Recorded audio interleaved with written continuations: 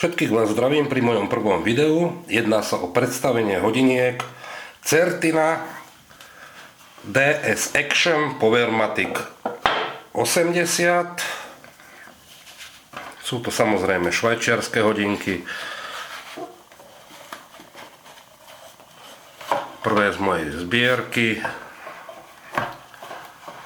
Používam ich niekoľko mesiacov. Stáli pôvodne cca okolo 750 eur. Jedná sa samozrejme o automatické hodinky možnosťou ručného náťahu.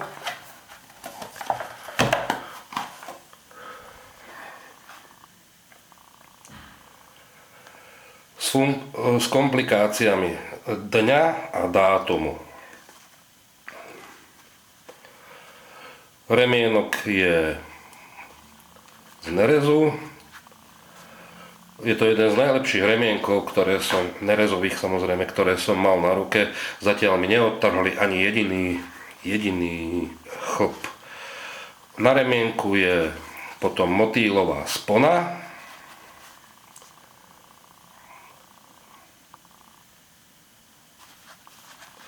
Takto, s logom Certina.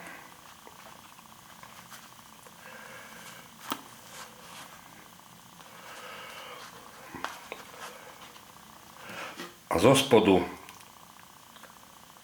máme priehľadné dno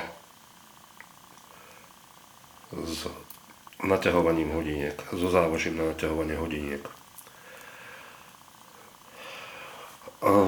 Z ďalších dôležitých funkcií tu máme šrobovaciu korunku a vodeodolnosť 200 metrov, čiže najprv keď chceme naťahovať hodinky, tak samozrejme musíme korunku vyšrobovať a potom môžeme naťahovať. Vyťahneme korunku o 1 stupeň.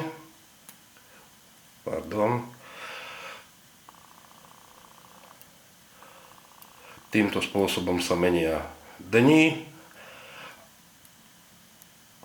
a dátum a potom vyťahneme druhýkrát a hodinky vieme nastaviť.